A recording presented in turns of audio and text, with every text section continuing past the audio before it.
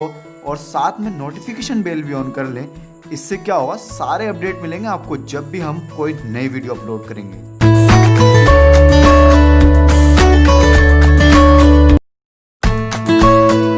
प्रतियोगिता परीक्षाओं की तैयारी करें आप बिल्कुल फ्री और बहुत आसान, क्योंकि हमने चलाई है लाइव क्लासेस, वो भी गुरुकुल पर आपके लिए। तो इसलिए जल्दी से सब्सक्राइब करें गुरुकुल को और साथ में नोटिफिकेशन बेल भी ऑन कर लें। इससे क्या होगा, सारे अपडेट मिलेंगे आपको जब भी हम कोई नई वीडियो अपलोड करेंगे।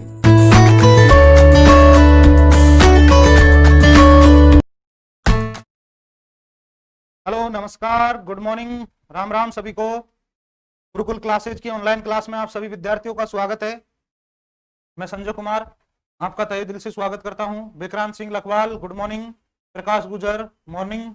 Twinkle Kumar, good morning, good morning. Ramdarshan Bairwa, good morning sir, good morning बेटा। मिस्टर रंजीत, गुड मॉर्निंग भाई। और Bindu Rawat, good morning. Love is life, Rohit ji, good morning. अच्छा, सभी विद्यार्थी एक बार शेयर कर दो, जल्दी से शेयर कर दो सभी विद्यार्थी, शेयर करो वीडियो को भी। फिर अपन स्टार्ट करेंगे संत एवं संप्रदाय। आज का टॉपिक है संत एवं संप्रदाय। तो जल्दी से जुड़ जाइए, शेयर करते रहिए वीडियो को, ठीक है ना। देखिए, संत और संप्रदाय आज पढ़ेंगे हम संत एवं संप्रदाय। तो जल्दी से पहले शेयर कर दो मेरे प्यारे विद्यार्थियों। हाँ, बहुत बढ़िया, बहुत बढ़िया। देखो अब चलो देखो, संत और संप्रदाय जो है, संत की और संप्रदाय की अपन बात करें तो भक्ति भी कह सकते हैं इसको, भक्ति काल।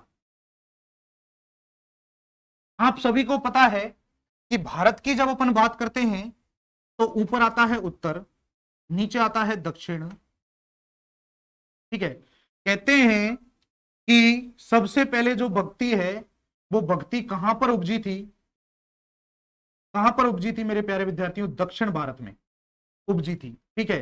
किसके समय काल में उपजी थी? शंकराचार्य, आद्य गुरु शंकराचार्य, शंकराचार्य, ध्यान रखना, आद्य गुरु शंकराचार्य। बिल्कुल डिटेल से पढ़ेंगे, एकदम शानदार तरीके से पढ़ेंगे, अच्छे तरीके से पढ़ेंगे, इसलिए आप शेयर करो और सभी विद्यार्थी जुड़ते रहिए और लाइक ठोक दीजिए। देखिए, आद्य शंकराचार्य के समय पे दक्षिण में सबसे पहले भक्ति उपजी और बाद में उत्तर में लाने का श्रेय जो है वो रामानंद को था। किसको? रामानंद। रामानंद इस भक्ति को कहां पर लेकर आए थे? उत्तर में लेकर आए थे। क्योंकि आप समझ सकते हो, कहते हैं कि भक्ति उपजी द्रविड़ में, उत्तर लायो रामानंद। भक्ति उपजी द्रविड़ में, उत्तर लायो रामानंद। तो रामानंद इस भक्ति को कहां पर लाया? उत्तर में। अच्छा, भक्ति जो है मोक्ष प्राप्ति का साधन है, मोक्ष प्राप्ति। आपको पता है कि कहते हैं कि जो इंसान है वो जन्म लेता है 84 लाख योनियों में, के बाद एक जन्म मिलता है इंसान का, और 84 लाख योनियों के बाद जब जन्म मिलता है तो ऐसा कहा जाता है कि मोक्ष प्राप्ति के लिए क्या करता है? भक्ति करता है, मोक्ष प्राप्ति के लिए। तो आप सभी को मैं बताना चाहूंगा कि मोक्ष प्राप्ति के लिए जो भक्ति की जाती है, ये भक्ति दो तरीके से की जाती है, दो तरीके से। अब दो तरीके कौन कौन से हैं वो आपको मैं बताता हूं। देखो, यदि नोट्स आप बनाना चाहते हो तो नोट्स के लिए मैं आपको बता देता हूं, इधर स्पष्ट लिख देता हूं साइड में कि भक्ति सर्वप्रथम आद्य गुरु शंकराचार्य के समय दक्षिण में, यस कह सकते हैं दक्षिण भारत में उपजी। इसके बाद लिख सकते हैं भक्ति को उत्तर में लाने का श्रेय, भक्ति को उत्तर भारत में लाने का श्रेय रामानंद को जाता है, रामानंद को जाता है, ठीक है। ये आप चीज ध्यान रखना। देखो, भक्ति के दो तरीके हैं, भक्ति काल में, यानी भक्ति के दो तरीके हैं। भक्ति किस प्रकार से की जाती है आप समझिएगा। भक्ति दो तरीके से की जाती है। एक भक्ति होती है वो होती है सगुण भक्ति, सगुण भक्ति, ठीक है। दूसरी जो होती है वो होती है निर्गुण भक्ति, निर्गुण भक्ति। अब देखिए मेरे प्यारे विद्यार्थियों, मैं बहुत बढ़िया तरीके से आपको बताने वाला हूं और वो मैं आपको बताने जा रहा हूं, आप समझिएगा। यदि आपसे पूछ ले कि सगुण भक्ति के संत कौन से हैं और निर्गुण भक्ति के संत कौन से हैं, तब अपन को क्या बात करनी है। सगुण भक्ति और निर्गुण भक्ति के जो संत हैं उनके बारे में क्या बात करनी है, मैं बताऊं आपको। देखो, सबसे पहले सगुण की बात करें तो सगुण जो भक्ति है इसमें माला यानी गुण और साधन दोनों होते हैं। गुण व साधन, भगवान को पाने के साधन और भगवान के गुण, ये दोनों मिलते हैं इसमें। इसके बाद अगर अपन बात करें निर्गुण भक्ति की, तो निर्गुण भक्ति में गुण और साधन ये दोनों ही नहीं होते, दोनों ही नहीं होते। को आगे बढ़ा दूर है ना, दोनों ही नहीं होते। देखिए भाई, शेयर करो, वीडियो को शेयर करो, है ना, अधिक से अधिक शेयर करो सभी विद्यार्थी। ध्यान रखना, डिटेल से बताऊंगा, अच्छा तरीका बताऊंगा आपको, जिससे कि आपको आगे दिक्कत ना आए किसी भी प्रकार की। ध्यान रखिएगा। अब देखिए इसमें देखो, मुख्य जो साधन है वो क्या है, माला, मूर्ति, भजन, कीर्तन आदि। लेकिन यहां पर जो है माला, मूर्ति, भजन और कीर्तन कुछ नहीं होता, कुछ नहीं होता। यहां पर कहते हैं कि माला से भगवान की पूजा की जाती है, मूर्ति से, यानी कि आपको पता है कि भगवान के गुण दिखते हैं। और भगवान के गुण की बात करें तो जो भगवान के गुण हैं वो भगवान के गुण कैसे दिखाई देते हैं, जैसे अपन मंदिर में जाते हैं और मंदिर में अपन जाकर देखते हैं कि भगवान श्री कृष्ण की मूर्ति है, भगवान श्री कृष्ण मुरली लेकर खड़े हुए हैं और मोर पंख का उसने क्या कहते हैं मुकुट धारण कर रखा है, ठीक है, और सांवले हैं। तो इस प्रकार से अपन को उनके गुण पता होते हैं, उनका चित्र अपने हृदय में होता है। तो इस प्रकार से अपन पूजा करते हैं, यानी मंदिर जाकर मूर्ति से भजन कीर्तन करते हैं, संध्या करते हैं, अपन रात्रि जागरण करते हैं, उससे अपन भगवान को पूजा करते हैं, माला जपते हैं। लेकिन जो निर्गुण भक्ति है, इस निर्गुण भक्ति में ऐसा कुछ नहीं होता, ना इसमें माला, ना इसमें मूर्ति, ना भजन और ना कुछ भी नहीं होता। इसमें योग एक क्या है, एक मेन चीज है, योग से भगवान को पाना, योग साधना से क्या करना है, भगवान को पाना। अब देखिए निर्गुण भक्ति और सगुण भक्ति के भक्त कौन कौन से, देखिएगा। सबसे पहले ये उतार लिया आपने, अब देखते हैं अगला। देखिए सगुण भक्ति के संत, सगुण भक्ति के संत, और दूसरा अपने आएगा निर्गुण भक्ति के संत, निर्गुण भक्ति परंपरा, ठीक है ना। अब देखिए और समझिएगा, देखिए इसमें सिर्फ 3 ही संत आते हैं, 3 ही संत आएंगे इसमें। 3 संत कौन कौन से आएंगे, एक ध्यान रखना, मीराबाई। मीराबाई, मीराबाई ने भगवान कृष्ण को अपना पति मानकर उसकी पूजा की थी, आप सभी जानते हो। मीराबाई ने भगवान कृष्ण को अपना पति माना था और उसकी पूजा की थी, ठीक है।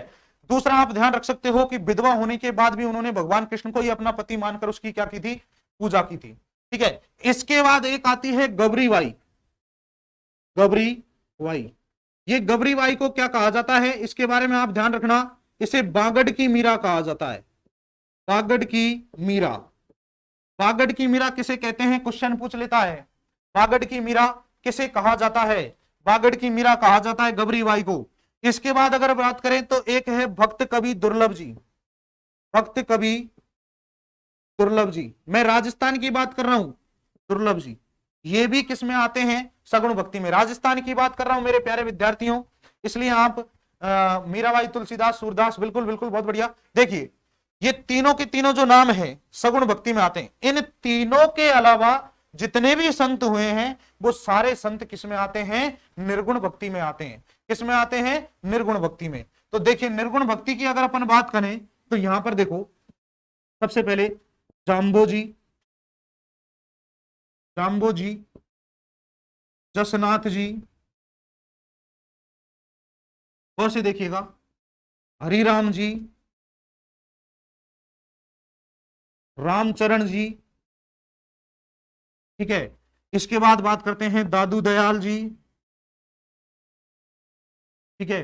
फिर सदना जी, सेना जी, रज्जब जी, सुंदरदास जी, कबीर जी, ठीक है, बखना जी, दरियाब जी, ये सारे के सारे किस में आते हैं? ये सारे के सारे आते हैं निर्गुण भक्ति परंपरा में, ठीक है ना। निर्गुण भक्ति परंपरा में सारे आते हैं, मतलब इन तीनों को छोड़कर जो सारे संत हैं वो सारे संत किस में आते हैं? निर्गुण भक्ति परंपरा में। अब ध्यान भी रखना कि इसी क्लास के अंतर्गत में सबको वन बाई वन यानी एक एक करके समझाऊंगा, एक एक करके एक एक संत के बारे में मैं बताऊंगा कि कौन सा संत कहां पर उनका जन्म हुआ था, कहां पर उन्होंने भक्ति की थी, किस प्रकार से भक्ति को लेकर आए, उसके बारे में अपन बात करेंगे, ठीक है ना। देखो ये आपके समझ में आया। अब देखो आप यहां पर जो ध्यान रखना है, अगर बात करें अपन सगुण भक्ति की, तो एक होता है इसमें शैव संप्रदाय। पहले एक बार इसका स्क्रीनशॉट लीजिए, स्क्रीनशॉट लीजिए प्यारे विद्यार्थियों, फिर आगे बढ़ते हैं अपन। जल्दी से स्क्रीनशॉट लीजिए और वीडियो के अधिक से अधिक शेयर कर दो भाई। पता नहीं देख देख कर आप वापस कैसे जा रहे हो। अच्छा बहुत ज्यादा अनुभव रखते हो क्या आप?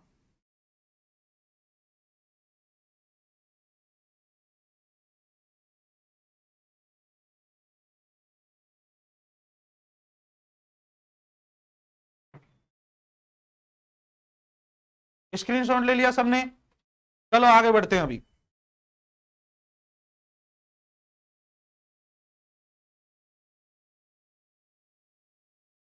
देखिए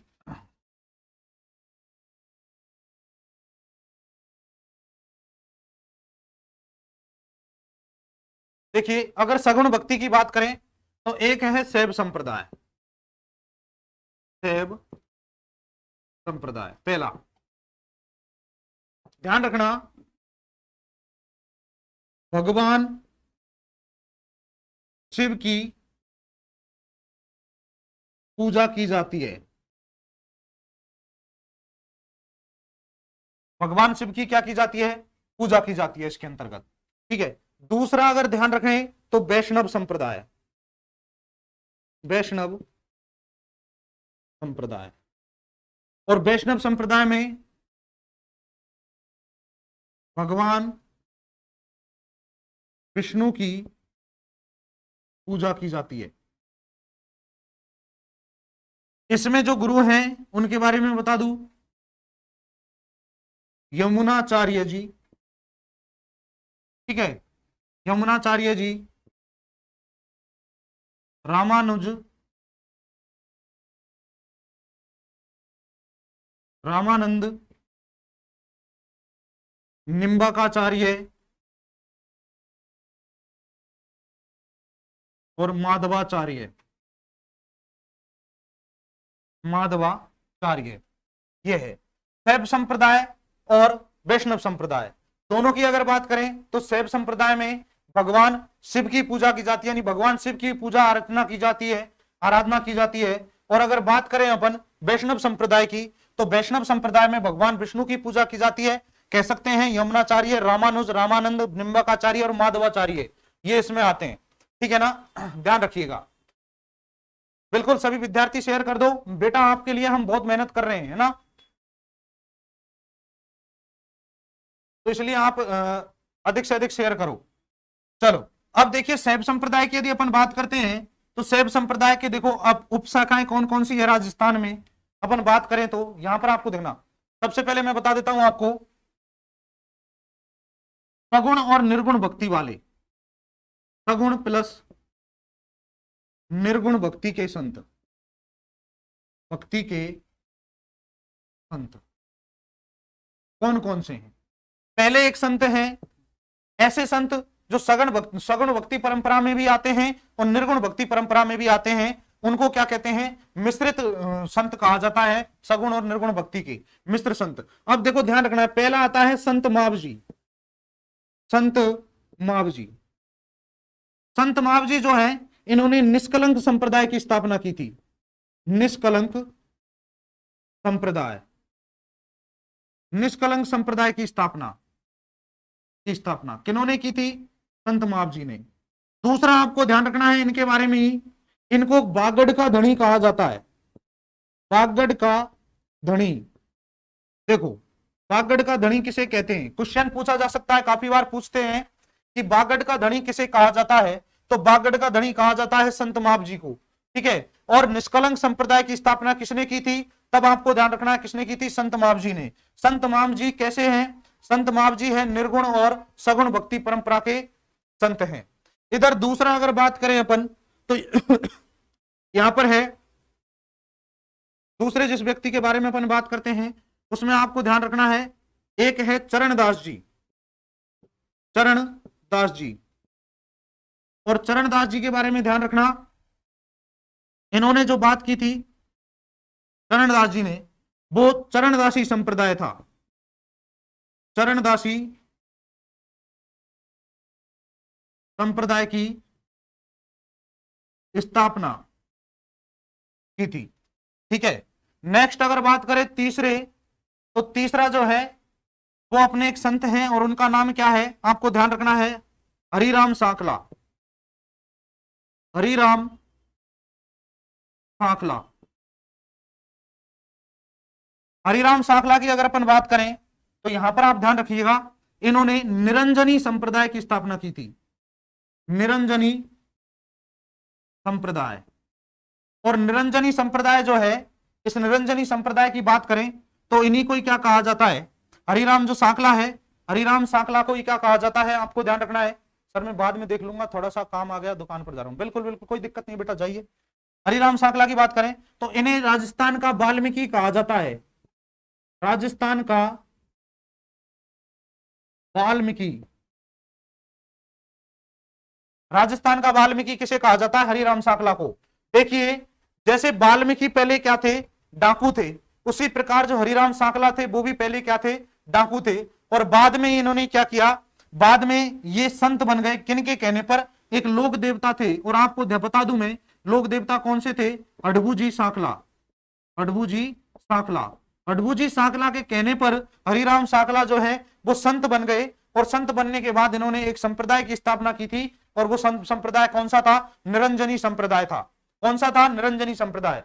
तो मेरे प्यारे विद्यार्थियों, सभी एक बार शेयर कर दो वीडियो को, बिकॉज अधिक से अधिक बच्चे इसको देख सकें।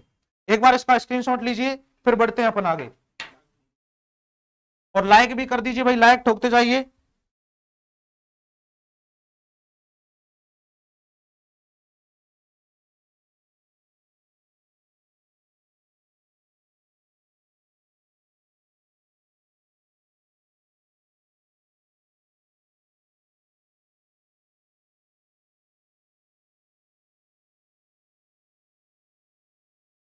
चलो अगला देखिए,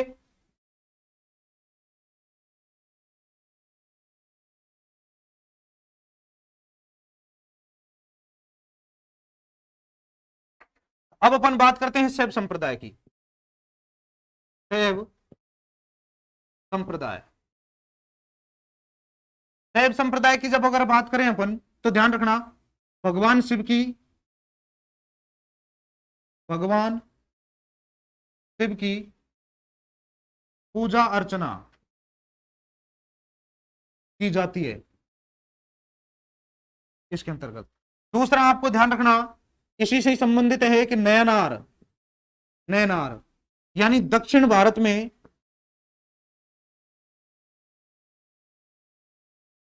दक्षिण भारत में शिव जी के भक्तों को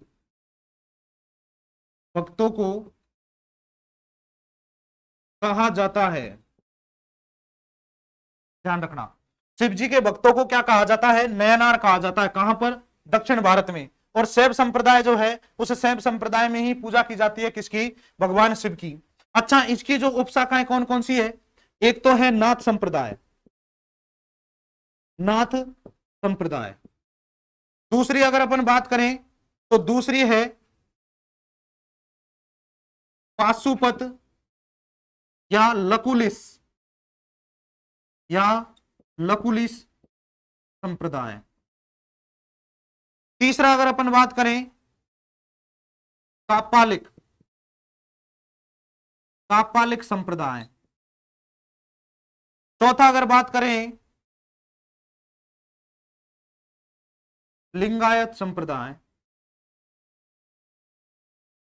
और पांचवा यदि अपन बात करें तो कश्मीरी संप्रदाय। अब देखिए इस प्रकार से ये 5 संप्रदाय हैं किसके, शैव संप्रदाय के उप संप्रदाय, जिनमें आपको ध्यान रखना है एक तो है नाथ संप्रदाय, दूसरा है पाशुपत संप्रदाय, लकुलित संप्रदाय, तीसरा है कापालिक संप्रदाय, चौथा जो है वो है लिंगायत संप्रदाय और पांचवा है कश्मीरी संप्रदाय। तो एक बार आप सभी विद्यार्थी इसका क्या कीजिए, स्क्रीनशॉट लीजिए, फिर 1 बाय 1 मैं बताता हूं कि नाथ संप्रदाय क्या होता है। और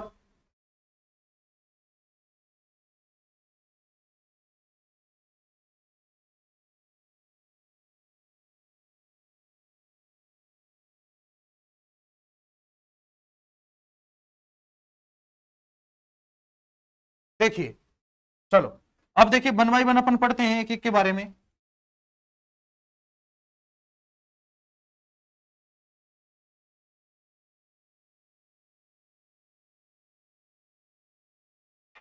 देखिए प्यारे विद्यार्थियों, सबसे पहले अपन बात करेंगे नाथ संप्रदाय की, नाथ संप्रदाय की।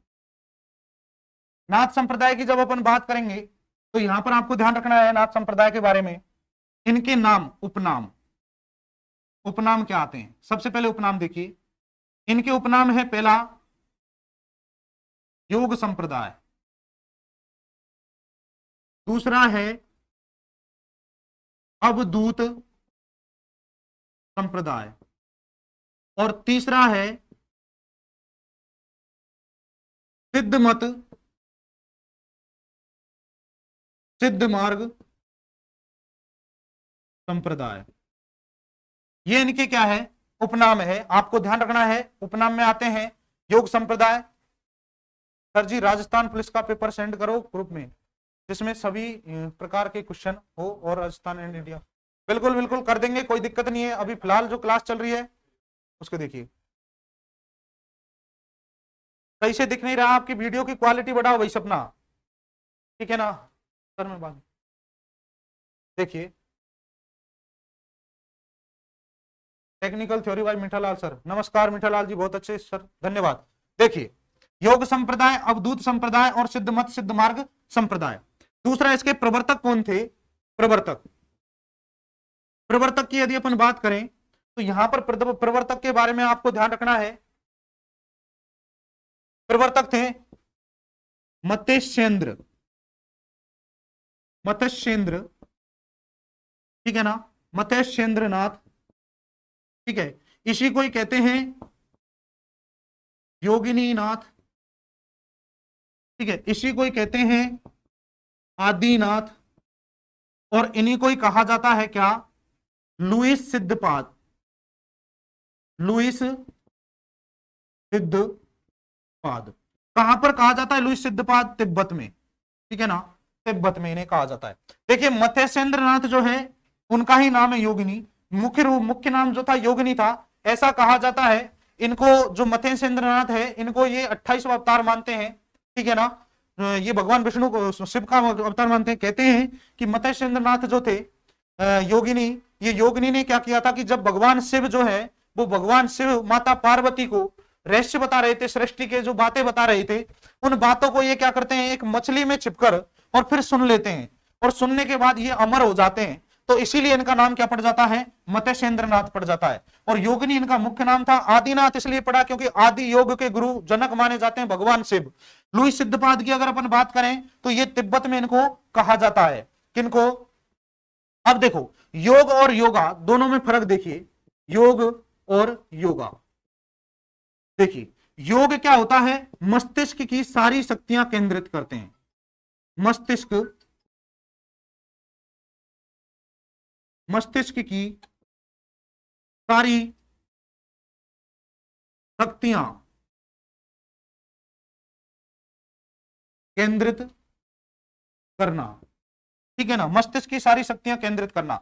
इधर योग जो होता है वो होता है शारीरिक, शारीरिक रूप से, ध्यान रखना। योगा, योगा से अपन योगा जो है करते हैं वो शारीरिक रूप से करते हैं, लेकिन इसके बाद अगर बात करें योग की, तो योग मस्तिष्क की सारी शक्तियों को केंद्रित किया जाता है, और योग के जो जनक माने जाते हैं वो शिव जी को माना जाता है।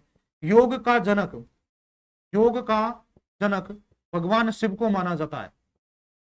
ठीक है, यहां तक की बात सबके समझ में आई क्या? जल्दी से कमेंट करो। सर राजस्थान के कवियों की रचनाएं पढ़ा दिया क्या? नहीं पढ़ाया, अभी पढ़ा देंगे, ठीक है ना, कोई दिक्कत नहीं है। अभी देखिए आप सभी विद्यार्थी, यहां तक की बात अगर समझ में आई हो तो जल्दी से कमेंट करें, जाना किसी को नहीं है, ठीक है। अगला देखिए,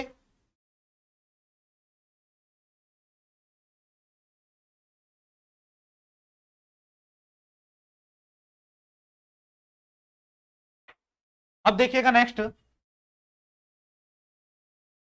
यहां पर देखिए मत्स्येंद्र नाथ जो थे, मत्स्येंद्र नाथ, इनके दो शिष्य हुए थे, इनके दो शिष्य, एक तो थे गोरखनाथ, गोरखनाथ, और दूसरे थे जालंधर नाथ, जालंधर नाथ। समझिएगा, समझिएगा सही ढंग से, है ना, गौर से समझिएगा, जाने वाले को जाने दो, आप जो विद्यार्थी जुड़े हुए हैं वो बिल्कुल जुड़े रहें। राम दर्शन कर इसके प्रवर्तक नाथ मुनि माने जाते हैं। हाँ, नाथ मुनि उन्हीं को ही कहा जाता है बेटा, ठीक है ना, नाथ मुनि उन्हीं को ही कहा जाता है। देखिए गोरखनाथ की बात करें तो गोरखनाथ जो है वो हठ योग के प्रवर्तक, हठ योग के प्रवर्तक थे, और हठ योग के प्रवर्तक होने के साथ साथ ही इनके जो शिष्य थे, प्रमुख शिष्य, प्रमुख शिष्य, वो प्रमुख शिष्य कौन थे? भर्तहरि, भर्तहरि कौन थे? भर्तहरि थे। और भर्तहरि की जो समाधि है वो समाधि कहां पर है? समाधि सरिस्का जंगलों में, सरिस्का जंगलों में, जो कहां पर है? अलवर में है, ध्यान रखना। तो ध्यान रखिएगा मेरे प्यारे विद्यार्थियों, गोरखनाथ है, गोरखनाथ इनके शिष्य थे मत्स्येंद्र नाथ के, और मत्स्येंद्र नाथ के हठ योग के प्रवर्तक थे, जिसमें उनका प्रमुख शिष्य कौन आता है? प्रमुख शिष्य आता है कौन? भर्तहरि। और समाधि जो कहां पर इनकी? सरिस्का अभ्यारण्य यानी सरिस्का के जंगलों में, अलवर में। इधर अगर अपन बात करें जालंधर नाथ की, तो जालंधर नाथ के बारे में ध्यान रखना, इनका जो प्रमुख केंद्र था, प्रमुख केंद्र, प्रमुख केंद्र कौन सा था? जालोर का श्री मंदिर, जालोर का श्री मंदिर, ध्यान रखना, जालोर का श्री मंदिर था। और इसके बारे में बात करें तो ये जालोर दुर्ग के सामने था, जालोर दुर्ग में नहीं था, जालोर दुर्ग के सामने स्थित था, स्थित था। यह मंदिर किससे संबंधित था? नाथ संप्रदाय से संबंधित है, नाथ संप्रदाय से संबंधित, ध्यान रखिएगा। तो मैं उम्मीद करता हूं यहां तक की बात आप सभी को समझ में आई होगी। मत्स्येंद्र नाथ के दो शिष्य थे, गोरखनाथ, जालंधर नाथ। गोरखनाथ की बात करें, हठ योग के प्रवर्तक थे, प्रमुख शिष्य कौन थे? भर्तहरि थे। समाधि इनकी कहां पर है? सरिस्का जंगल अलवर में है। जालंधर नाथ जो इनके दूसरे शिष्य थे, उनका प्रमुख केंद्र कहां था? जालोर का श्री मंदिर था, और जालोर दुर्ग के सामने ये मंदिर स्थित है। और किस संप्रदाय से संबंध रखता है? ये रखता है नाथ संप्रदाय से संबंध रखता है। जल्दी से स्क्रीनशॉट लीजिए, फिर अपन आगे बढ़ते हैं।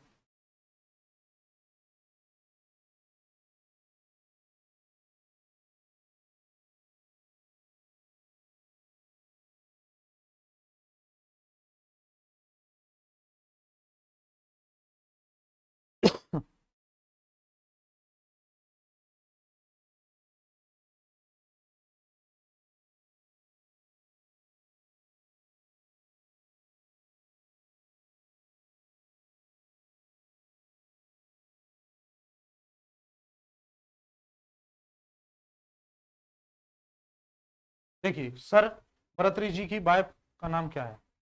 अच्छा,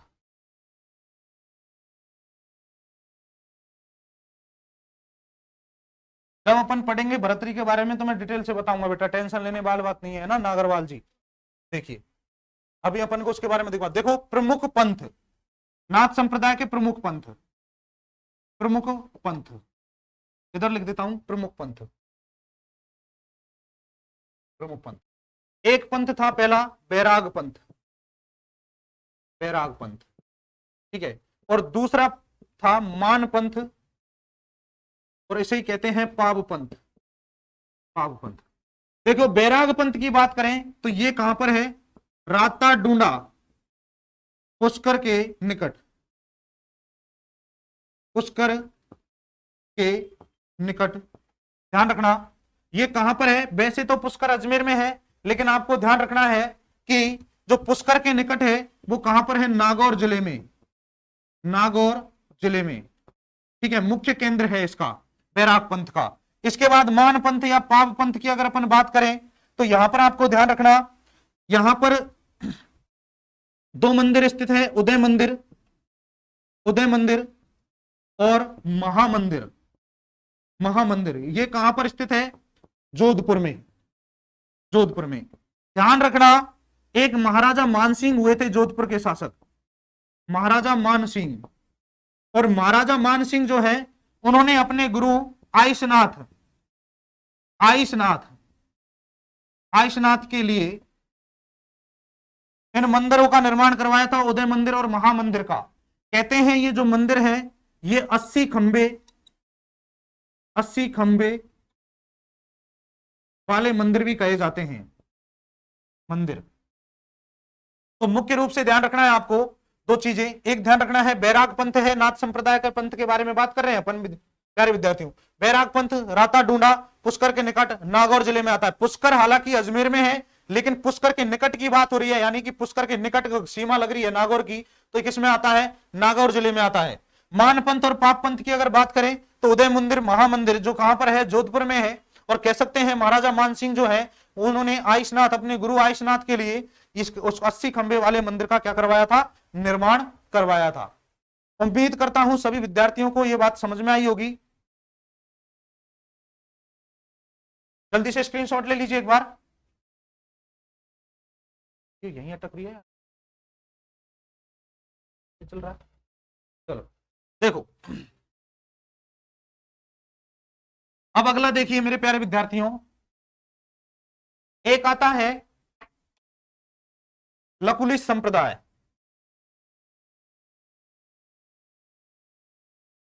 लकुलिश या कहते हैं पाशुपत, पाशुपत संप्रदाय। और दूसरा जो आता है वो आपको ध्यान रखना है कापालिक, कापालिक। इसके जो प्रवर्तक थे यहां पर ध्यान रखना, प्रवर्तक जो थे वो कौन थे, लकुलिश ऋषि, लकुलिश ऋषि। इस संप्रदाय के अंतर्गत ध्यान रखना, इस संप्रदाय के अंतर्गत आपको ध्यान रखना है सभी विद्यार्थियों को कि जो लकुलिश ऋषि थे, इस लकुलिश ऋषि को, इस लकुलिश संप्रदाय के जो भक्त हैं वो भक्त शिवजी का 28वां अवतार मानते हैं, शिवजी का अंतिम 28वां अवतार मानते हैं। कितना, कौन सा अवतार मानते हैं, 28वां। ध्यान रखना इनका जो मुख्य केंद्र है वो कहां पर है, वो है एकलिंग जी का मंदिर, एकलिंग जी का मंदिर कहां पर है ये, कैलाशपुरी गांव, कैलाशपुरी गांव, और जो कहां पर है, उदयपुर। इसका निर्माण किसने करवाया था, इसका निर्माण करवाया था कालभोज, कालभोज बप्पा रावल, बप्पा रावल। ध्यान रखना कालभोज बप्पा रावल ने इसका निर्माण करवाया था। और आपको मैं बता दूं कि इनके जो गुरु थे हरित ऋषि, हरित ऋषि, उनके लिए इसका निर्माण करवाया था। तो ध्यान रखना जो हरित ऋषि है वो भी किससे संबंध रखते हैं, वो भी लकुलिश संप्रदाय से क्या रखते हैं, संबंध रखते हैं। इसके बाद नेक्स्ट आता है, नेक्स्ट कौन सा आता है, अपने आता है कापालिक संप्रदाय। और कापालिक संप्रदाय की अगर अपन बात करें, कापालिक संप्रदाय,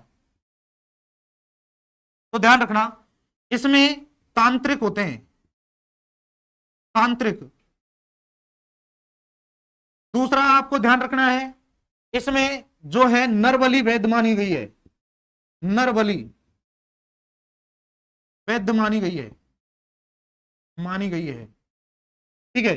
दूसरा शमशान में निवास करते हैं संत, शमशान में निवास करते हैं।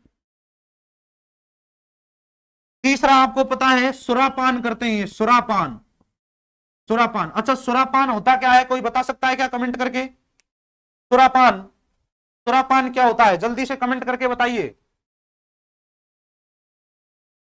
कमेंट कौन करेगा? सब तो सो रहे हैं आराम से, है ना, एक हम ही हैं जो लगे हुए हैं, बस लगे पड़े हैं आपके लिए। सोलो बेटा सोलो, कोई दिक्कत नहीं है। अब सोओगे तो फिर बाद में कोई मतलब नहीं निकलने वाला, ठीक है ना। सुरापान होता क्या, जल्दी बताइए।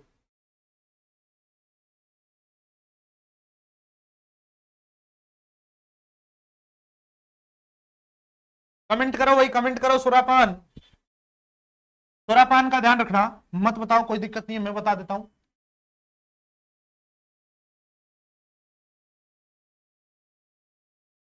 नर खोपड़ी में, नर खोपड़ी में शराब पीना क्या कहलाता है? सुरापान।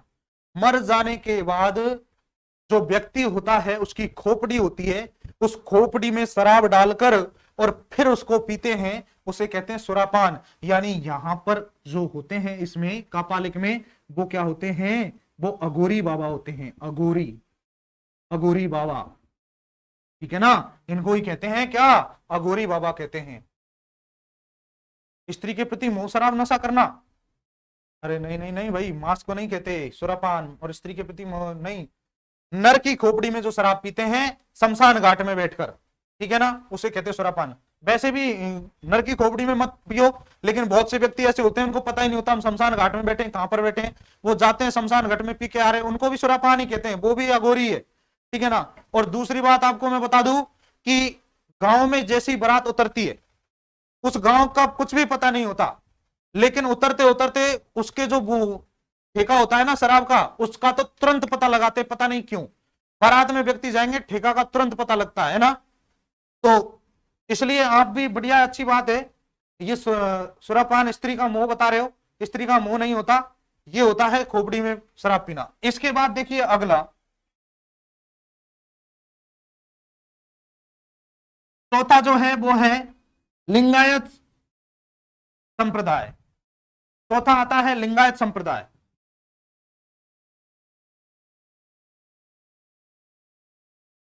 ठीक है, 4 नंबर का। 5 नंबर का जो आता है वो 5वें नंबर का आपको ध्यान रखना है, कश्मीरी संप्रदाय। वैसे ये संप्रदाय राजस्थान में नहीं है कश्मीरी, लेकिन लिंगायत की बात करें तो इसमें भगवान शिव की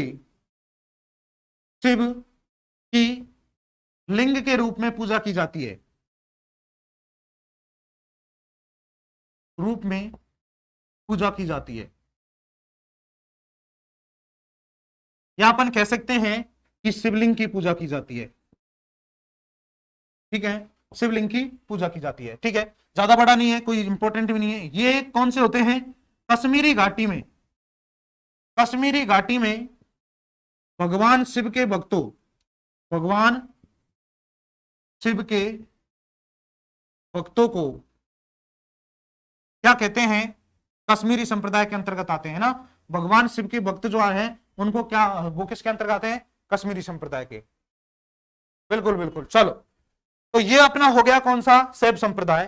तो मैं उम्मीद करता हूं आज जो मैंने पढ़ाया था राजस्थान जीके में आपको समझ में आया होगा। कल अपन बात करेंगे वैष्णव संप्रदाय की, और साथ में ही अपन फिर वन बाई वन स्टार्ट कर देंगे संतों के बारे में, ठीक है। जल्द ही आपके पास पेपर आ जाएगा ग्रुप के अंदर विद सॉल्यूशन, ठीक है ना। टेलीग्राम पे देख लेना आप, ठीक है ना। तो सभी विद्यार्थी टेलीग्राम से जुड़ जाएं, और व्हाट्सएप ग्रुप पे मिल जाएगा, दोनों पे डाल देंगे, कोई दिक्कत नहीं है, आप देख लेना, ठीक है ना। ठीक है, और कल वालों की जो आंसर की बहुत से विद्यार्थियों ने दी है, बहुत से ने नहीं दी है। तो जिन्होंने 3 विद्यार्थियों ने दी थी, एक तो शायद रंजीत ने दी थी, एक युवराज ने दी है, और एक जिंकल कुमार ने दी है, तीनों ने दिया है। तो तीनों विद्यार्थी जो है उनका मैं बता दूंगा कौन सा क्या सिस्टम है उनका। अभी और विद्यार्थी उनको भी शेयर करने दो, आज का समय और है उनके पास, फिर कल मैं अनाउंस कर दूंगा थोड़ा सा वक्त निकाल के लेट क्लास में। तो और मैं सभी विद्यार्थियों से कहना चाहूंगा, दोनों क्लास अपन की प्रॉपर रूप से स्टार्ट हो चुकी है, तो आपसे विशेष अनुरोध है कि आप अपने जो साथी मित्र हैं, जो गरीब विद्यार्थी हैं और जो कोर्स लेने में समर्थ नहीं है और पढ़ नहीं सकते हैं, उन सभी विद्यार्थियों को आप कन्विंस करो, उनको जोड़ो, उनसे ये बताओ कि भाई हमारे चैनल पर क्लास चल रही है, बिल्कुल मुफ्त में चल रही है, ठीक है।